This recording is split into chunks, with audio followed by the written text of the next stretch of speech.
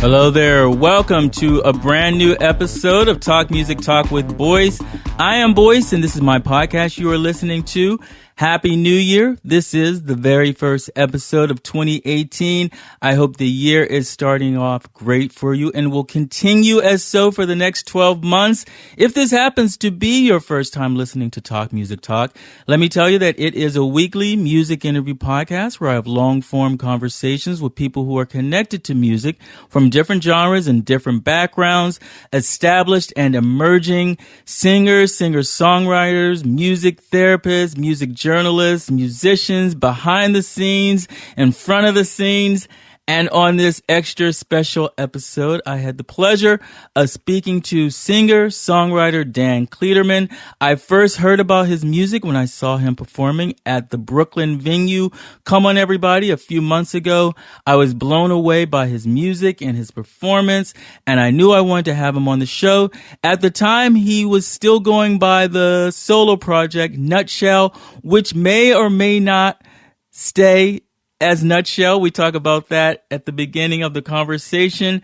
He is originally from Western Massachusetts and is based in Brooklyn. We discuss how he got into playing music, his love of the blues as a kid. We talk about previous music projects before Nutshell. We discuss procrastination, perfectionism, how he went about improving his singing voice because he wanted to be the best version of Dan that he could be. Extra special. Why did I say that? Because after the conversation, you will hear a 3-song mini set from Dan. It is absolutely incredible and amazing. And he did it just for Talk Music Talk, just for you. A special shout out and thanks to Chris Connors, who recorded both the interview and the performance and also joins in and helping Dan with the performance.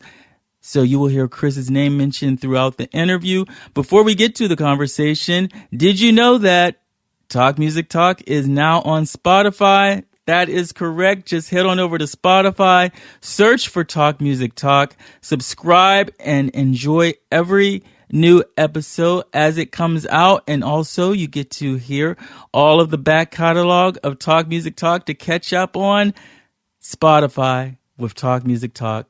That feels so good. Here it is. Without further ado, my conversation with Dan Kleederman on Talk Music Talk. Enjoy. As we have been corresponding over emails past few weeks, there was the dilemma of you coming up with a name for your new projects. How is that working? I'll put it this way. I have faith that it is coming. But you're catching me at this interstitial time. Yeah. The name that I've had up to this point is called Nutshell, which you probably heard me say at the show. Yes, at the show. So it's kind of becoming symbolic that I'm breaking out of that to get to this next chapter. Okay. So, at the moment I'm just kind of trying to familiarize myself with the many kind of ideas and ideologies that I have behind this and trying to see something that feels right. Yeah. So I will keep you in the loop. What is wrong with Nutshell? That's a great question. The thing that stimulated me changing the name was that as I shared, I think at the show, that I had some close friends who felt that it wasn't the best choice necessarily moving forward. And as I've talked to other people, it seems like the jury is not quite out on that. But for me, it got me thinking, and the thing that made me feel like I'd like to try to find something else was kind of what I just said. Yeah.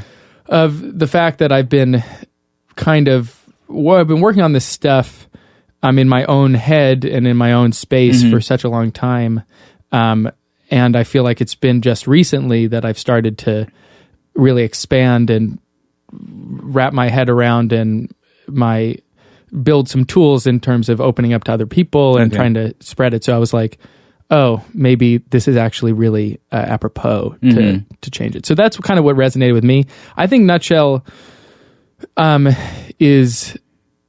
it does speak to things that are so relevant, and I've kind of wrapped myself around it. But I'm curious, do you have any thoughts on the matter? What did you think in terms of the music to the name? I didn't have a problem with Nutshell. I mean, I thought it was okay. Yeah. I know, because you said that your friends thought it was like a bad name.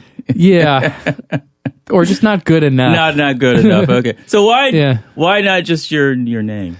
I think I don't feel that my name is that compelling is one thing. Okay. I think if I had a name that felt like I'm not definitely opposed to that concept, but at the same time, I like the idea of this being a project that has some artistic ideas and values that exist outside of myself in a way. So I'm compelled by coming up with kind of an art project name that gives me something to work with in a way, and also bring other people in down the road too. And you never know. Okay, that's kind of where my mind has been at. Yeah. So are you seeing a project different from as it would be just a solo thing?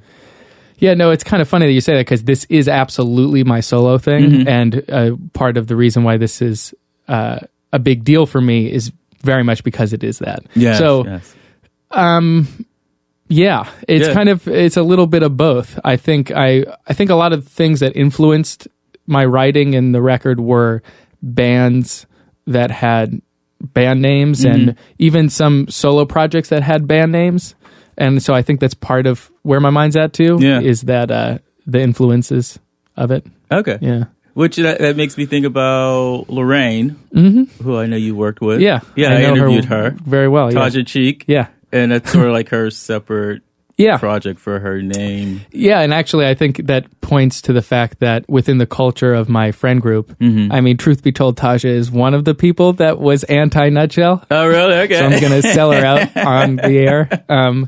But I think part of the culture of the bands I've been in and people that are around me are approaching things that way, and so it felt natural to also approach it that way. And you were in a band with her, the Tropic Vision? It was called Throw Vision. Throw Vision. Yeah. Throw Vision. I don't know where I got Tropic from. Yeah.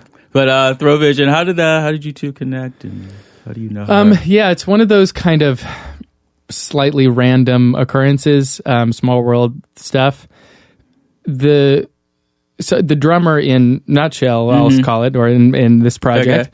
Okay. Nutshell in quotes. Nutshell in quotes, exactly. Or, my project was the drummer in Throw Vision as well. And I've known him since college, and Chris as well. We played together in bands and stuff. And he is a year older, and he graduated first and got connected to Taja through, ultimately it was someone who went to college with him and a friend of his and a friend of his and that kind of thing. And then it was a producer who eventually linked them up with the other member, Tiff Ortiz. And so they were a trio before I got to New York, and then I moved to New York and I saw them, and I loved the music, and I weaseled my way into that project. So and then that's how we know each other and got playing, was kind of just through those circumstances. And this is at Vassar? This is after Vassar. This was in once I moved to New York. Okay. So where are you from originally? I'm originally from Western Massachusetts. Williamstown, to be specific. And so I kind of consider the Berkshires as my home. Okay. Yeah. And what, musical family background? Yeah. My dad, I grew up kind of first musical influence being my dad, who plays guitar and bass and was always in bands. He is a dentist, so it was a hobby, but it was a very active one. And there are pictures of me when I'm really young, where the guitar, like this style of guitar is like Stratocaster, was as big as my whole body. And I was so fascinated by the guitar really early because I was always watching him play it. And I started with piano, and it didn't really, I liked it enough, but I never felt compelled to practice that much and all those things. And I felt like I was kind of waiting to be big enough to feel comfortable on the guitar. And then once I started, I really took to it, and I really loved it almost immediately because I was able to participate in the things that I was so influenced by at the time I was listening to. I got into electric blues pretty young and got pretty obsessed, even before I started playing the guitar. And then once I was able, my guitar teacher at the time showed me a couple of things that were, related to it. I couldn't believe, having come from piano where I was doing things that weren't really that related to what I was listening to. Similar classical being able music? It was mostly, easy, basic, starting classical music kind of thing. Okay. But being able to play things related to what I was listening to just kind of blew my mind and got me going on that path. Okay. What was it about the blues? That's a good question. I mean, I think the emotion, the emotiveness was so clear to me, as I think it is to a lot of people, that I think it kind of caught my ear and I was moved by it, I think in a pretty visceral way. And then the more I started listening to it, the more I got to appreciate the nuances of different players and singers and ways that, even though it was such a similar form every time and such a similar chord progression and sometimes the same songs that I was listening to hear how people were doing it in different ways was really amazing to me. And also, it just makes me feel how so much of it was about the presence of people's singing and guitar playing or playing of any sort. There was something so nuanced there that I think I got so into it for such a long time where I wasn't really listening to that much other stuff for between like the ages of, I would say like 8 and 12. Okay. It was pretty that, and I started listening to the Beatles too when I was really young, and that never really went away. But I was primarily listening to electric blues from like the 50s to the 80s. Okay. And that's interesting. I mean, I think that an 8-year-old I know connected to it was definitely the pain of old black men. So. I know. No, absolutely. It's definitely it was an odd thing to see. Not super rare, because you do see it, because I think it does catch a lot of people's ears all over the world, of all different backgrounds. But it was kind of a classically funny image, actually. Did you get it from heard it from your dad's music? Yeah. Okay. My dad introduced me to it, for sure. And he had, I think that's actually a really good point, because he had already this record collection and CD collection that was waiting for me to dig in. So it was all there in a certain way. And so how does it continue with the music? Are you doing playing in school in the bands, or starting your own stuff? I grew up not really playing in school, kind of in any kind of institutionalized way. But I have a friend, my oldest friend, and we were always playing together. He plays piano, and we'd be in these various duos or trios, or if we were lucky, we'd find a fourth member throughout till through high school. And I started to do some summer camp things related to music. I went to the Berkeley program with him. They have a summer program. I did that, and I did a Skidmore jazz thing when I started to dip my toe into the jazz thing a little bit. And then that kind of took me to college, where I met people through the jazz program. And not that I feel like I ever took the jazz thing that far, but it became a way of studying the guitar, I think, a little bit, that I absolutely admire and appreciate. And I still practice it sometimes and play when I can. How is that different from the blues? The vocabulary, the aesthetic, the canon is different. I think that it was having the blues phrasing and some of that just approach to the guitar threw like a lot of people. I think it made the jazz thing a little weird at first because I didn't feel like I was able to put what I was comfortable doing into the thing. I had to like approach the thing. But I think that whole experience ended up being cool because I realized that there were so many approaches to the guitar. And I think that lesson in some ways has stayed with me in being open to other ways of playing too, outside of those two genres. Did you have to learn improvisation studying the jazz? Well, that came with the obsession with the blues thing, I think. And I think my early experiences on the guitar were very improvisation centered. So that always was a comfort zone in a certain way for me. Were you writing your own stuff at this point? The writing came a little bit later. I remember I wrote a song in my early teens, maybe preteen, and it was like a political. It was like a faux reggae, political song that is probably embarrassing, very embarrassing if I were to hear it now. This will be on the outtakes. I don't know about that. I think that might be gone forever, which is okay. So that was an experiment with writing, and I liked it, and I was definitely inspired by it. But it wasn't until I was in high school and I started. There was a transition when I was probably around 13 when I started to also listen to other things that weren't the blues, and that got me in. I think like I rediscovered some things from like when I was really young, and then finally started listening to things that my peers were listening to, and I started connecting with songwriting focused music, whether it be like folky things or rocky things or indie rocky things or whatever it might be. And so I think I started writing a couple of things towards the end of my teenage years. Probably, yes, I can actually confirm this, around like romantic, breakup things. And that was like, it makes me laugh now because I think for a lot of people, that's when you kind of can't help it.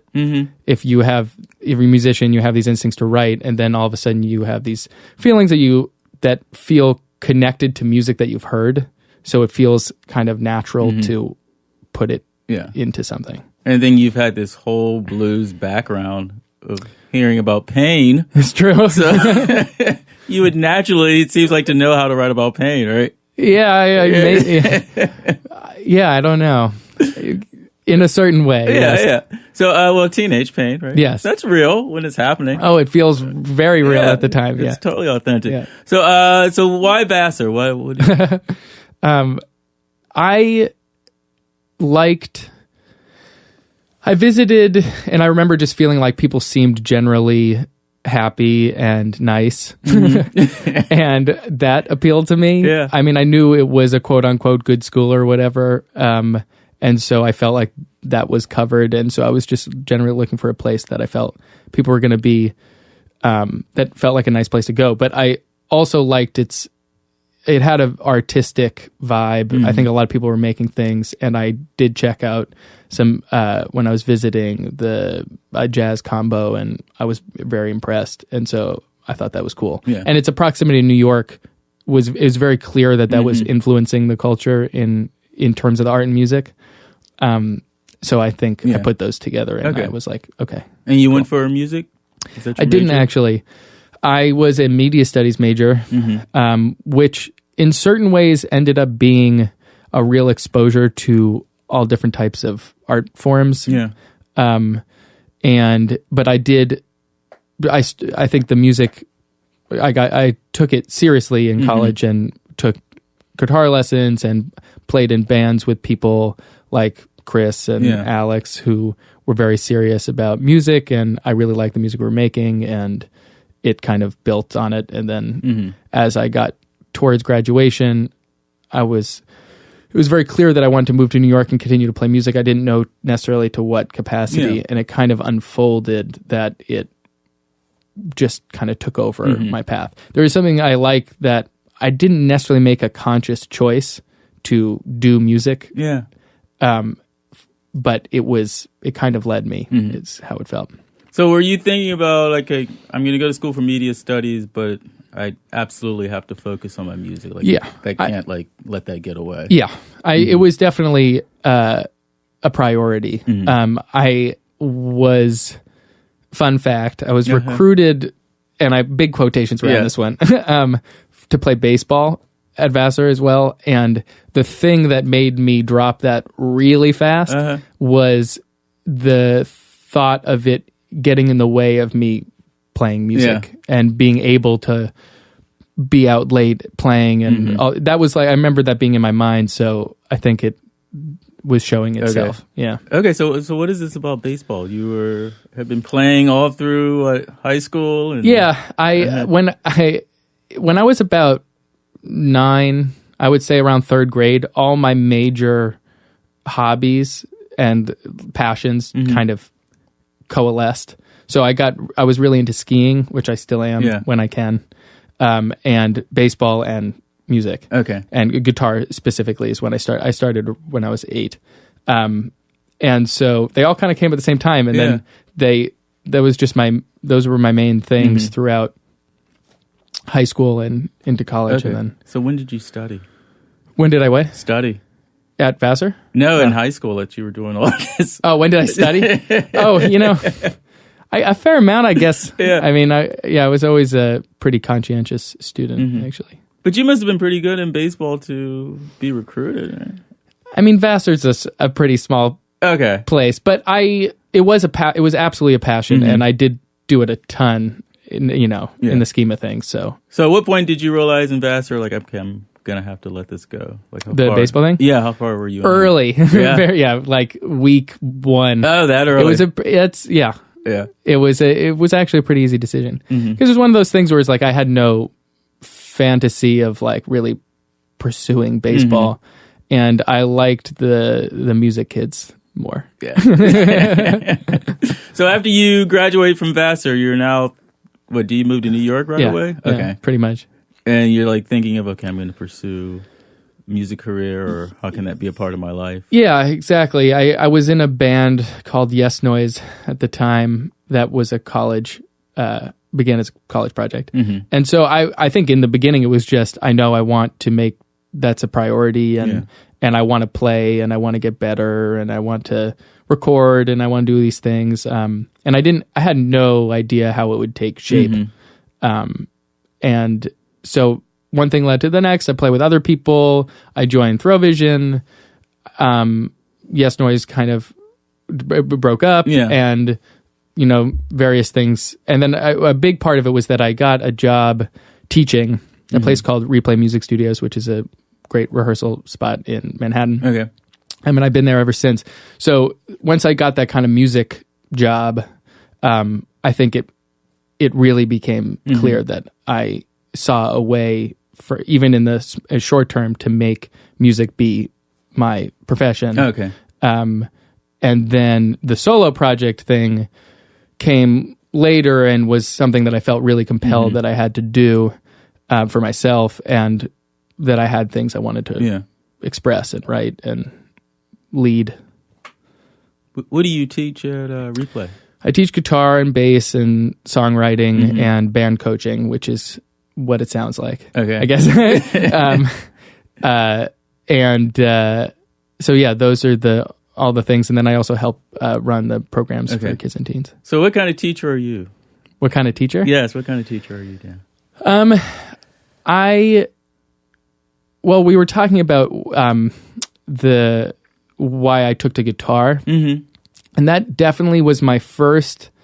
I like the first thing that really led me in terms of a value system around teaching was that reflection on that moment, where what got me going was playing things that I was really inspired by. Yeah. So I knew that I wanted to be the type of teacher that listened to what my student was moved by. And because I think I knew from the beginning that there's so much to learn in music in so many different ways. Yeah. There's no one avenue that is correct. That there's so many ways which develop that I want to know where the seed is. Yeah. So that was kind of my first philosophical thought in terms of teaching, and that kind of got me going. And then from there, I've gotten more comfortable and just kind of built on those experiences with different people. Because it seems like we're asking a lot of a kid to, okay, you're listening to whatever your contemporaries are listening to, but now you have to learn this music that you don't have any experience with or maybe desire with, and like to kind of keep that separate when all they want to do is, say, play what they're hearing. Yeah. And to make that exciting for them. Exactly. And just show them what's going on to a certain extent can also just be such a learning opportunity. Yeah. And what do you, you've been teaching how long? So I taught a little bit before this gig, but I have been there for about 5 years. Okay. And how would you say your teaching has changed? What do you have learned over those 5 years? Definitely a lot. I think one of the main things I've learned is that it is mostly about the relationship with the student. And I think in the front of my mind, especially if I'm working with a student for the first time, is to establish trust, to establish that making mistakes is not a problem, I think is really important. I think most students bring with them some kind of weight, conscientiousness of being afraid of failure. It's rare that I have students that are kind of totally free in that way. But I think the other thing that I've learned is that everyone is very different and brings different baggage and different learning ways of learning. So that I really love how that keeps me on my feet, and it makes me it rewards me for staying curious and paying attention. So that I think one of the reasons why I like the job, and I like that as part of my kind of ecology of music life, is that I have to be really present. Okay. And it forces me to be present. And it's kind of a nice way to be. Yeah. Because kids are always present too. Yeah. Except, the teenagers can get, after school can be a little not present sometimes, but it's all good. And have you seen how teaching has affected your own music? Yeah. Has it? Definitely. I actually was thinking about this yesterday, that I think I owe my experience teaching, or I owe my pursuance of this project and my development within it to some of the things I've experienced as a teacher, because I think those experiences have taught me to trust learning processes and to reward myself for engaging in those processes the way I would reward a student. I think it's helped me be patient with myself a little bit, which I have seen be a really wonderful thing in my own. When I give that gift to myself, I've seen it really be a positive thing in my life. So I definitely think that it works. When it works well, it works kind of holistically. And talk about, I saw you perform, and this will be your first recorded music under my own name, so to speak. Okay. What's the direction? Like, how's the process been? Chris and I were just talking about this. Chris, who is producing it and working on it with me, that at the moment I'm really inspired by how we are learning our process. I mean, there's so much of this for me, especially, that is a learning experience, and I'm doing things for the first time. That being said, it's such a fun part about it is that I'm able, for the first time, to articulate these things that have been going through my head for years, and to find out, to kind of carve away at that stone into these sounds from all these influences that I've till this point haven't really been able to even get that close at attempting. And so we're figuring it out together how to do it, and he's a big collaborator in the vision as well. But so I don't know if I actually answered the question. Well, what do you think was stopping you from getting to those sounds, the sounds you're working on now? What is what's the challenge? What had been stopping you? What had been stopping me? Yeah. Procrastination being the main one, but obviously that's kind of a bucket term for like perfectionism too. I think that I was afraid of putting myself out there in a number of ways, including vocally, but also just like my taste and what I ended up writing, and what meant so much to me, especially my own room, my own time, and to like make the steps to make it real in a social way. Yeah, it took some time. It just took time. I think, and I'm at peace with that at the moment, because I've seen that it was necessary, I guess. Yeah. And your the procrastination fear is in there? Yeah, definitely. For sure. And I also, I think that's important. I mean, so much of what compels me as a performer is to connect with people and to hopefully resonate and in certain ways console people's human experiences of letting go and being afraid of growth and just embracing change and all these various things. And so I think it's one of the reasons I'm glad for that experience, because like dragging my feet is something that everyone drags their feet. I don't know anyone that doesn't really do that in some regard. So I feel like that's good for that to be in the soil of the project. Okay. And how do you think you broke through that? And I'm asking for a friend. A number of things contributed. I mean, I think one of them was simply starting to write, and then the songs for me, some of them were really kind of grandiose in their sound to me in my head. Obviously, I don't know if anyone else heard it that way off the bat, but I'd hear things and they were influenced by things that could be really like epiphonic and big. So that was in some ways throwing something down the line and then having to pull myself up by it, because I'm like, all right, well, if I'm going to try to articulate that in some way, I got a lot of work to do. And so that was part of it, just kind of writing and having that being the vision. But I also think I started working on my singing, and that has been really positive in terms of being able to feel trusting and confident in my ability to deliver the song. And that is kind of a positive feedback loop too. Where I get more confident, and then I'm able to express more, and then that feels more like the song, and then it can feed itself. But I see that as hopefully a lifelong pursuit, both with songwriting, guitar playing, singing, the whole thing. Okay, so is it kind of like your songwriting had to move up to where your guitar playing was, or in your mind? My my ability to actually make the music, to articulate the songs, there were some growing pains for me in that.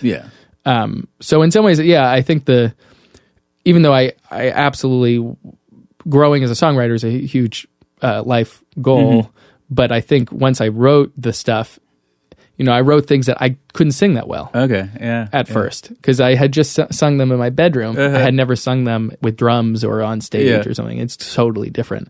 So I think that was kind of the songs themselves, I think, pushed me to have to grow and try new things and get better. So did you find this out like real life on a stage? Like, oh God, no.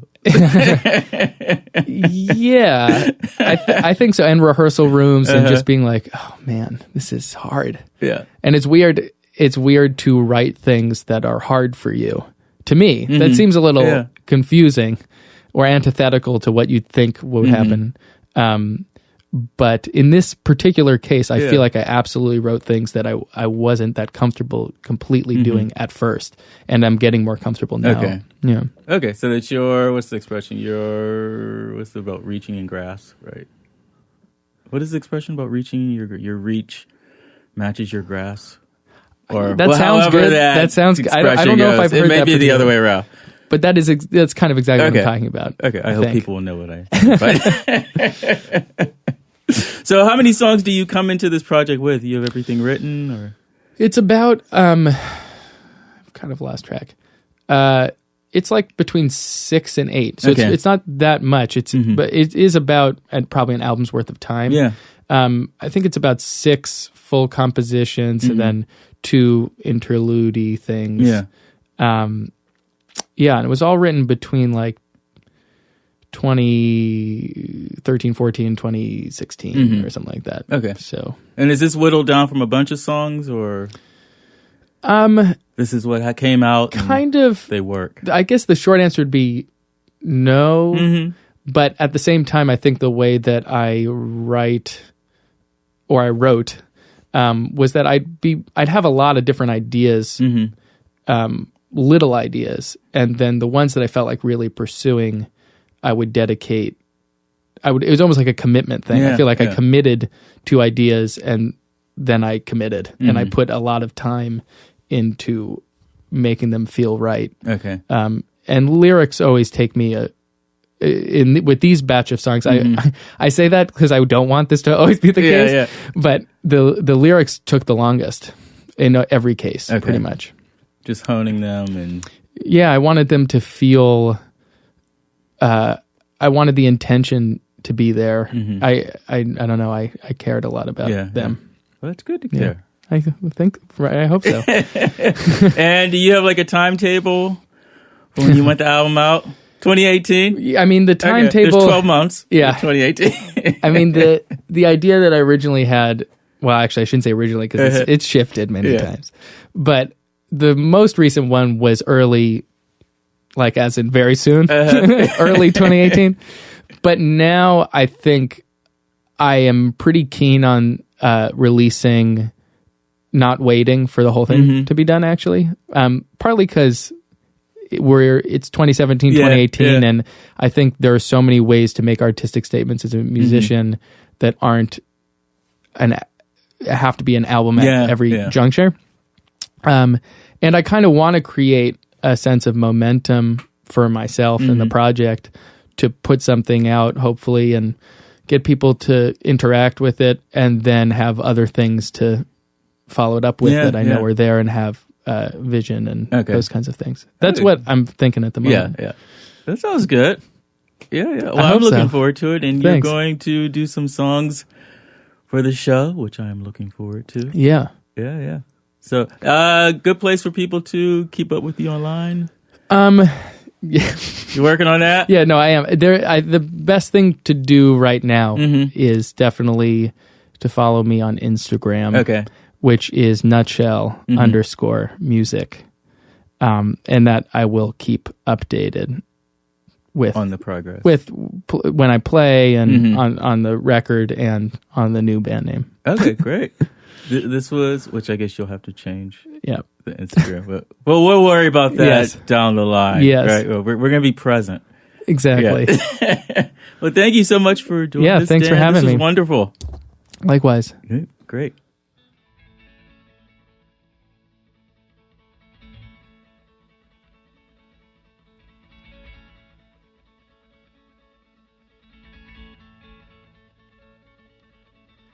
I need to learn the meaning of work.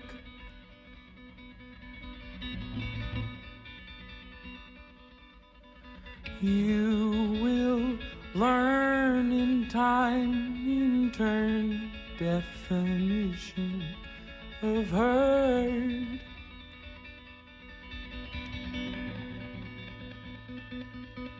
trusting we will only go so far.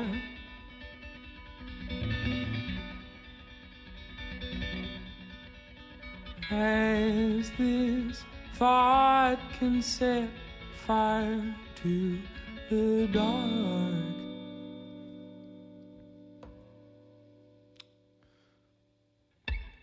I don't know what you're going to do.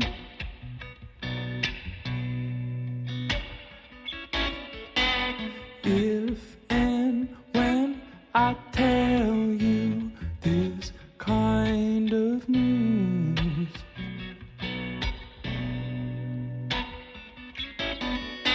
it's hard to get my mindset after everything we've been through.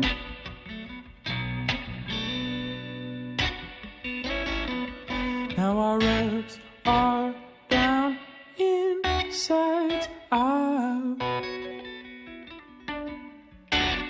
I've got nothing left to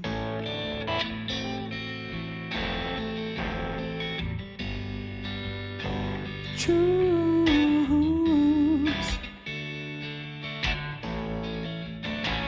Choose.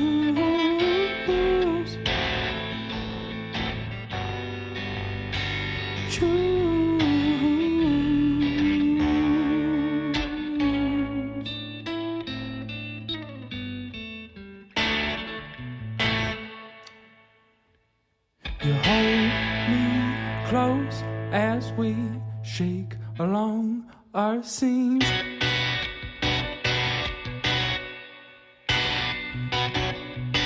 You hold me close as I force air into what I mean.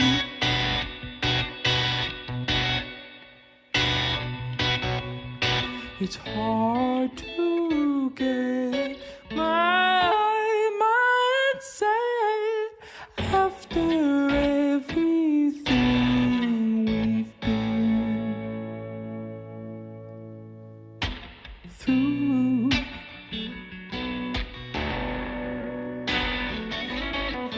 Now our ups are down, insides out.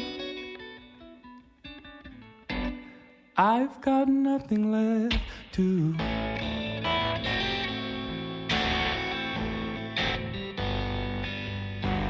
choose.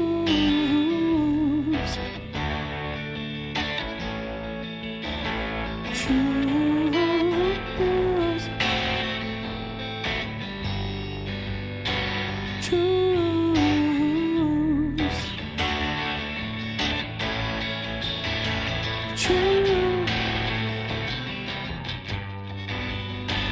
Choose. Choose.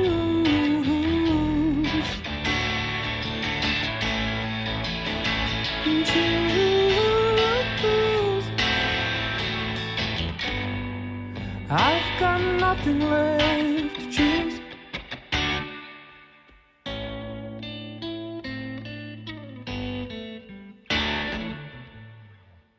So now I'm going to play a tune with the great Chris Connors playing baritone guitar. Mm-hmm. Chris is in the live project as well. And it's a tune called Another Life. Okay.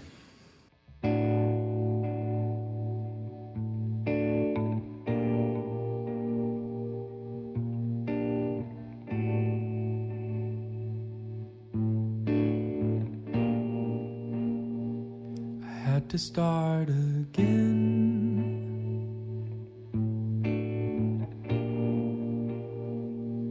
When I found it was him,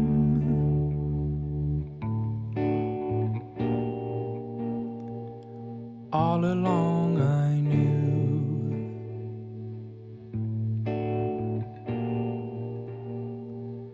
Or at least I had proof.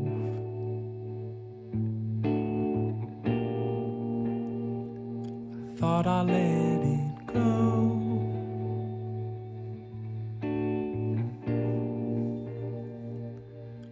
I let it go.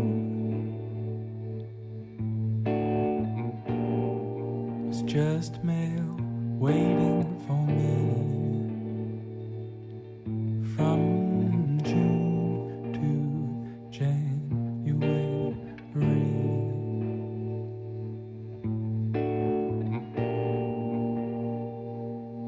It didn't take long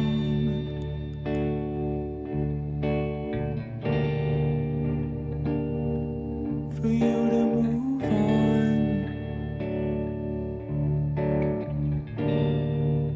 Now I watch your eyes drift away.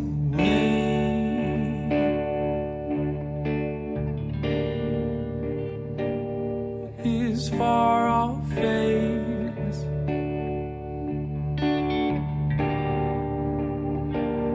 I thought I let you go.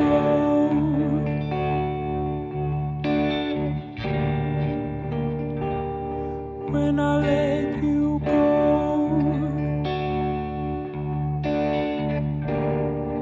it's just mail waiting for me from June to January. I know no one no longer holds me in the dark.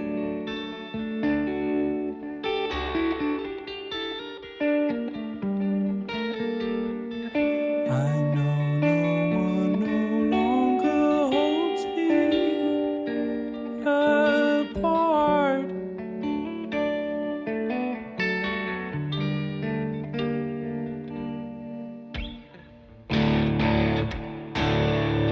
I always need a little more time to see if I can figure out why I'm crawling to the future on a fine line still. Feel you breathe in another line. I need to believe I live in your system. Turn the key. And I need to believe you got a minute to revisit everything. I'm not over quite good to see you in another life. I always need a little more time to see if I can figure out why I'm crawling on the future on fine lines still. Feel you breathe in another line. I always need a little more time to see if I can figure out why I'm crawling to the future on a fine line still.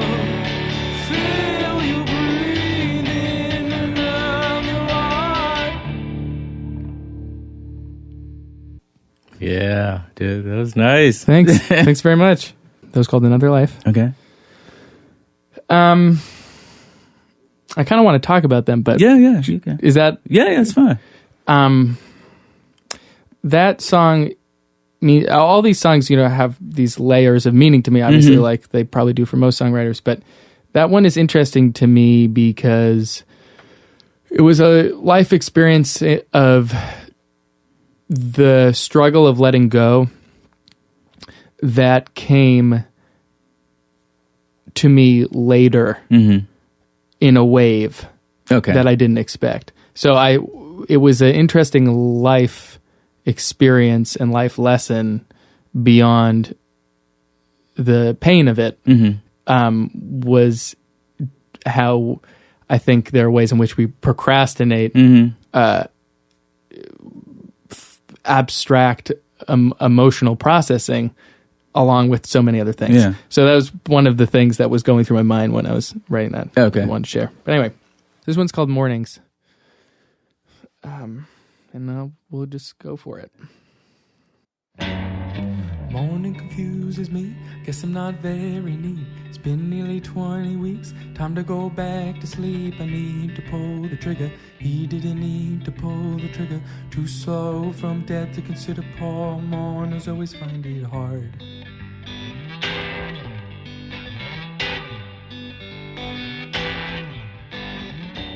Finally figured out who to be. It's hard to believe these are epiphanies.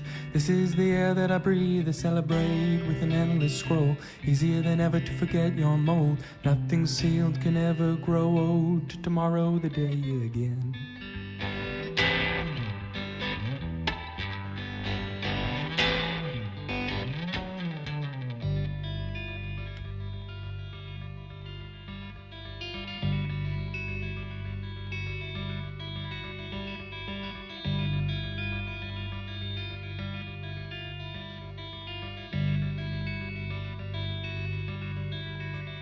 You hope the next few weeks destroys the same old enemies employed to turn you into the real coin. Point A is waiting to be the point.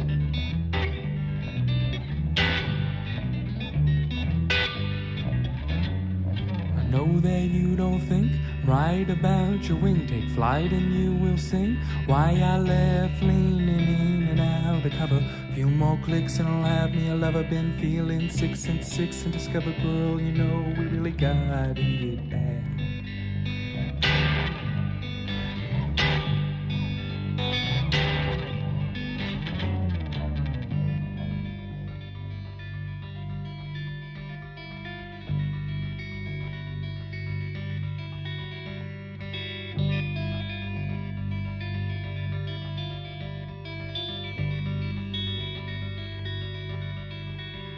You hope the next few weeks destroys the same old enemies employed to turn you into the real McCoy. Point A is waiting to be the point. Hope the next few weeks destroys same old enemies employed to turn you into the real McCoy. A is waiting to be the point.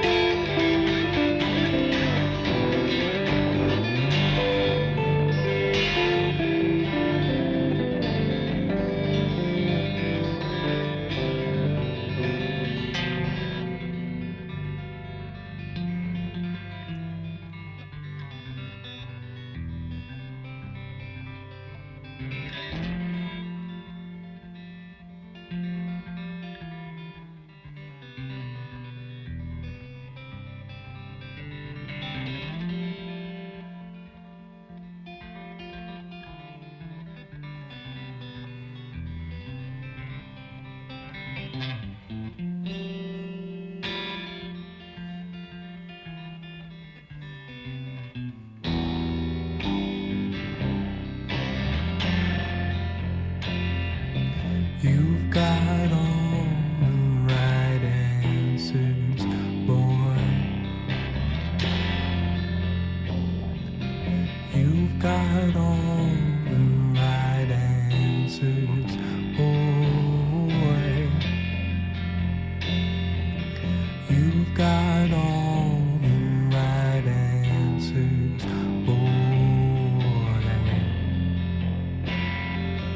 You've got all the right.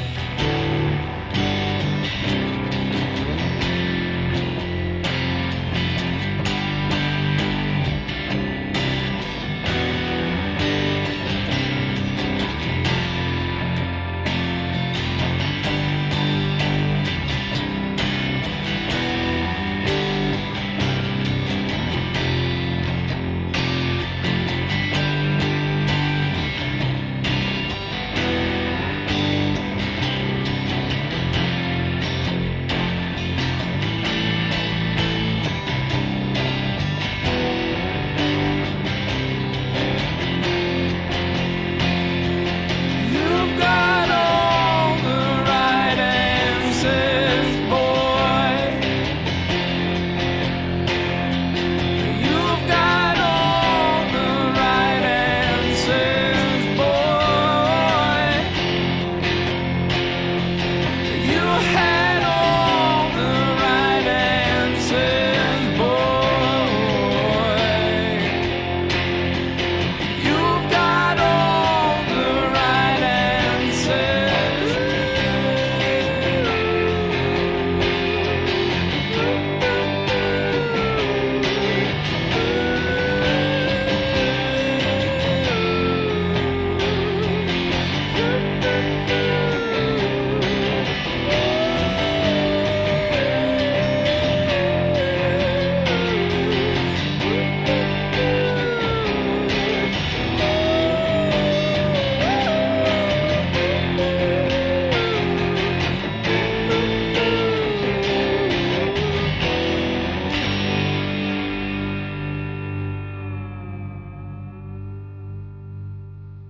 Excellent. Thank you. Thank you.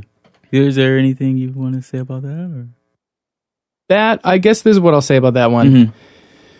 That is the most I've ever tried to put my general experience of a moment in time into a song. Okay. So part of what I was interested in, but also compelled to do, and also more of just what kind of unfolded, was that I was putting my like personal life, the way politics was making me feel, feeling ground, my sense of any kind of ground, but also as much my sense of total lack of ground and confusion, and you know, kind of putting it into that. Yeah. I will also share another thing that I see as a link in all of the songs that I'd like to kind of share is that all of them have some level of conversation almost between like verse and chorus level. And this is not necessarily intentional, between kind of personal micro vernacular experience and the more macro understanding or values or wisdom that either from others or kind of deeper inside. And I think with this project, that is one of the main things that I found compelling was that conversations that I was having with myself that were periodic, and that no matter what was going on, there seemed to be these voices that were talking to each other or trying to talk to each other, or that I wanted to talk to each other. So, and that is definitely there as well. Okay. And that wasn't intentional going into the songwriting process? No. I think it was just what compelled me, and then I afterwards kind of recognized what was going on a little bit. And so that's part of what I'm playing with now in the production process and in the making more art out of it, with, you know, hopefully making some visuals and music videos and stuff like that. Well, it all sounds great, and I'm looking forward to the album. Thank you very much. 2018. Let's make it happen. Yeah. Thank you, Dan. Yeah, thanks so much for having me. Sure. And that was the incredible Dan Kleederman. I hope you enjoyed the music. I hope you enjoyed the conversation. Update, as I most recently spoke to Dan Instagram, still nutshell_music. So keep in touch with him there. I'm on Instagram also at This Is Boice, so you can follow me there. And there is a website, talkmusictalk.com, for more podcast information and to stream every single episode. Some call to actions for you. If you enjoyed this episode with Dan, please share it on social media or maybe email it to a friend or leave that 5-star rating and or review, especially on iTunes, because this all helps to grow the Talk Music Talk audience. You can also download the Talk Music Talk app. It is free for iPhone and Android, wherever you like to get your apps, or you can subscribe to the podcast on Spotify, as I mentioned, iTunes, Google Play, TuneIn, Stitcher, iHeartRadio, and so many other places. Just search for Talk Music Talk. And you can also find the podcast on SoundCloud, starting with episode 100 with Carlos D. Carlos Dangler, former bassist of the band Interpol. That's episode 100 at soundcloud.com/This Is Boice. Thank you so much for listening. Till next time, and there will be a next time. This one's for you, Liz.